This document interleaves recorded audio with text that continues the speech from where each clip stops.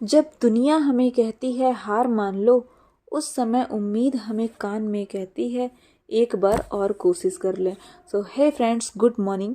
और आज की शॉकिंग न्यूज़ यही थी कि मॉर्निंग होते ही आज हमें केवीएस की एग्ज़ाम डेट आउट हो गई और 21 से 28 फेब को मेरा एग्ज़ाम है पीआरटी का।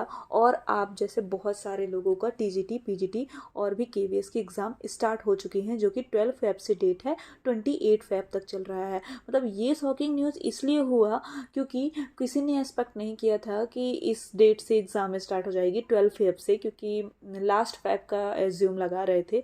तो नो प्रॉब्लम, अगर ये चीज़ें आई हैं तो हमें हर चैलेंज को फेस करना पड़ेगा और जो हमारे माइंड में जो उम्मीद है उस उम्मीद को जगा करके रखना है।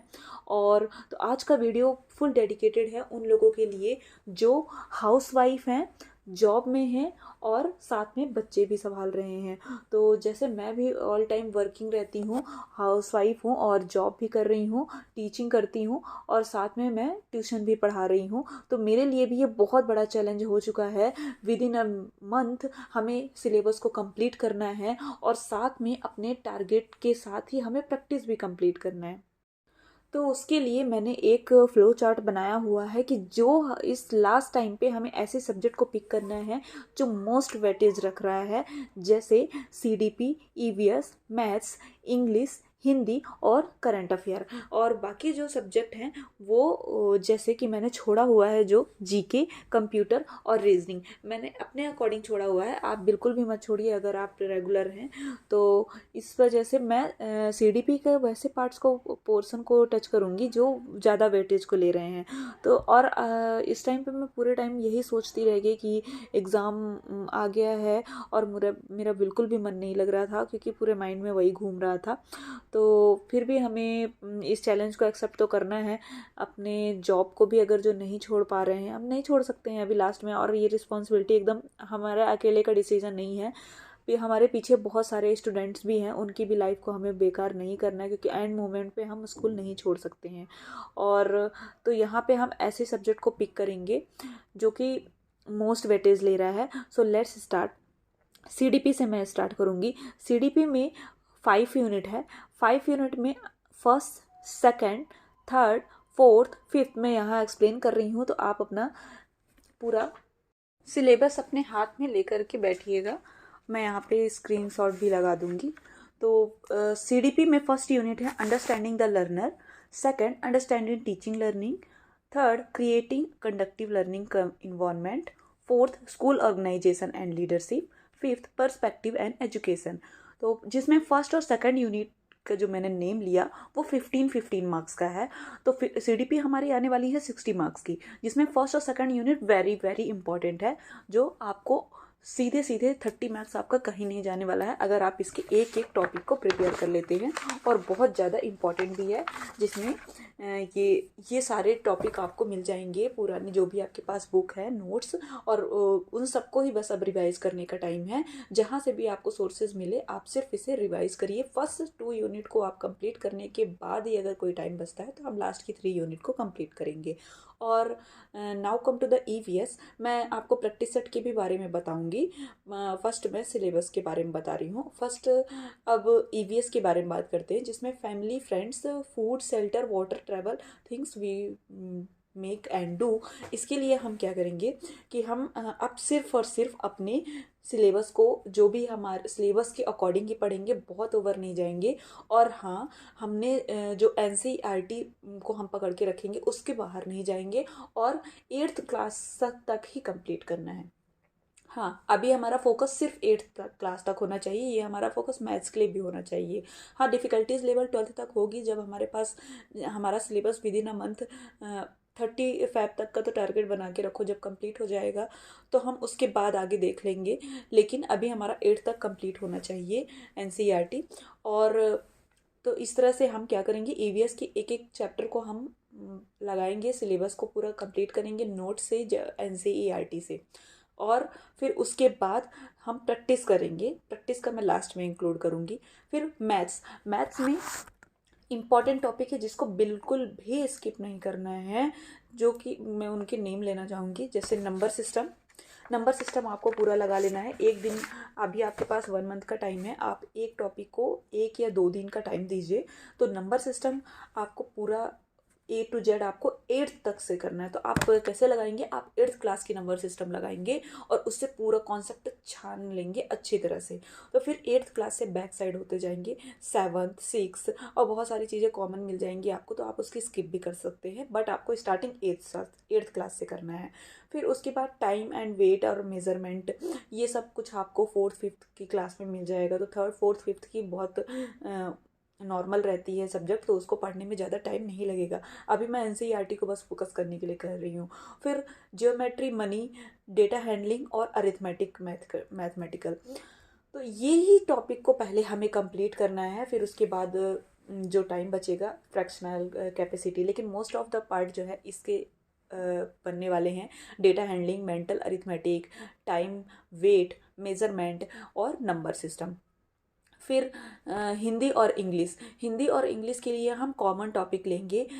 जो हम इंग्लिश में पढ़ने वाले हैं वही हम कॉमन टॉपिक लेंगे हिंदी के लिए भी, जैसे नाउन और हिंदी के लिए संज्ञा, और एडजेक्टिव विशेषण, प्रोनाउन सर्वनाम, एडवर्ब क्रिया, टेंस काल, प्रपोजिशन, वर्ब, वचन, वोकैब भूलना नहीं है, वोकैब को भी हमें सीरियस लेना है।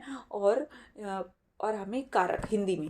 तो इस तरह से हमारा हिंदी और इंग्लिश साथ में अगर आप लेंगे, जैसे वन डे आपने नाउन पढ़ा तो उसी के साथ में हम हिंदी की भी संज्ञा पढ़ लेंगे, तो वो हमारा समराइज हो जाएगा और अच्छी तरह से हम कर सकते हैं और प्रैक्टिस सेट भी लगाएंगे। फिर अब बचा करंट अफेयर के लिए हम सिर्फ एक सोर्स को पकड़िए, कहीं नहीं जाना है। अगर आपके पास बुक है तो well and good, book speedy की मैं प्रेफर करती हूँ।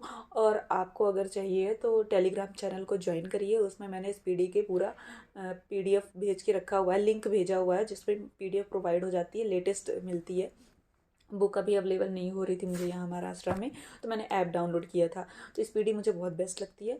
वो उसमें आप लास्ट 6 मंथ का, कहीं से भी आपको सोर्सेज मिल रहे हैं, तो लास्ट 6 मंथ का आपको करंट अफेयर करना है।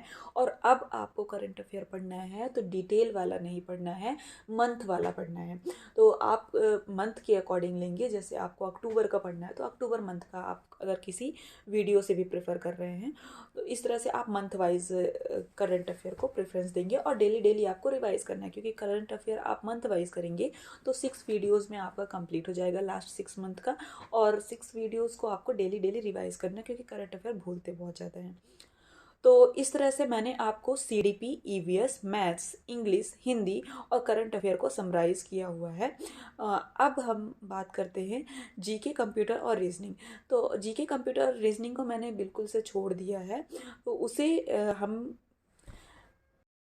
कंप्लीट करेंगे, बट उसको हम टेस्ट सीरीज़ में करेंगे। तो हाँ, अब मैं बताने वाली हूँ आपको टेस्ट सीरीज़ के लिए। मैंने प्रेफर की है टेक्स्ट बुक की, बिकॉज उसमें एक्सप्लेनेशन बहुत ही अच्छा है।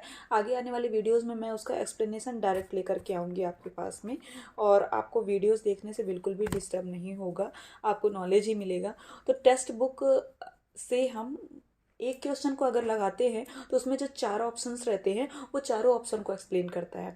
तो बेस्ट है हमें ऐसे ही टेस्ट सीरीज लगानी है, ऐसे ही टेक्स्ट बुक लगानी है जिसका एक्सप्लेनेशन बहुत अच्छा हो। तो एक क्वेश्चन से हमें 4 क्वेश्चन के नॉलेज मिलते हैं। तो इस तरह से हम टेस्ट बुक की सीरीज लेंगे और उससे लगाएंगे। आप कोई भी टेस्ट प्रेफर कर सकते हैं, बस उसका एक्सप्लेनेशन अच्छा होना चाहिए। तो हम CDP के जैसे हमने 2 यूनिट कंप्लीट किए, तो सीधे टॉपिक वाइज टेस्ट बुक में दिया हुआ है, तो टॉपिक वाइज हम उसका टेस्ट लगाएंगे। और अभी हमें टेस्ट में जो नंबर आ रहे हैं उन नंबरों से पैनिक बिल्कुल भी नहीं होना है। हमें सिर्फ अपना फुल 100% देना है कि हम टेस्ट अटैम्प्ट कर रहे हैं और उसका एनालाइज कर रहे हैं। और हमारा कंपटीशन 24 आवर और 6 आवर के बीच में है, क्योंकि 24 आवर वाले एस्पायरेंट्स भी हैं जिन्हें फुल टाइम मिल रहा है रिवीजन करने के लिए, पूरा प्रिपेयर कर रहे हैं, पूरा लगे हुए हैं। और हम जॉब पर्सन हैं, हमें सिर्फ 6 आवर का टाइम में लेकर के चल रही हूँ कि हमें 6 आवर का टाइम मिलता है। अगर आपकी मॉर्निंग में ड्यूटी है तो 1 घंटे आप निकालिए अपने पढ़ने के लिए, तो उसको शॉर्ट में करने के लिए अब हमें अपने डेज के लिए, अब ये मैंने आपको प्लानिंग बता दी पूरी सब्जेक्ट वाइज और टेस्ट सीरीज वाइज। और अब हमें 6 आवर को यूज़ कैसे करना है उसको मैं बता रही हूँ।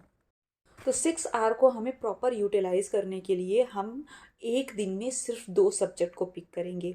एक दिन में 2 सब्जेक्ट को पिक करने के लिए जो सब्जेक्ट आपको सबसे टफ लगती है उसे आप पहले कंप्लीट करिए, और जिसका वेटेज भी ज़्यादा है, जैसे सीडीपी, ईवीएस, और आप मैथ, और अपने कैपेसिटी के अकॉर्डिंग आप तीसरा सब्जेक्ट भी ऐड कर सकते हैं। बट आप मोस्ट कोशिश करिए कि 2 ही सब्जेक्ट लें और उसके पूरे क्वेश्चन भी लगाएं टॉपिक वाइज। आपको गूगल में सब मिल जाएगा, यूट्यूब में सब मिल जाएगा। और अपने टाइम को सेव करने के लिए अब हम यहाँ पे बनाएंगे to do list. Day wise हमें टू डू लिस्ट बनानी है कि अगर मैंने सीडीपी और ईवीएस का पोर्शन पिक किया हुआ है तो टू डू लिस्ट में हमारे ये दोनों 6 आवर का हमें टारगेट बना के रखना है कि 6 आवर में हमें इसकी इतने यूनिट कंप्लीट कर लेना है। प्लीज़ डोंट पैनिक, मैं भी बहुत ज़्यादा हो रही हूँ। लोगों को नर्वसनेस होती है, सो नहीं करते हैं, मोटिवेशन जो जो देते हैं ना उनको भी होती है, बट हमें अपने आप को बोलना है ऑल इज़ वेल।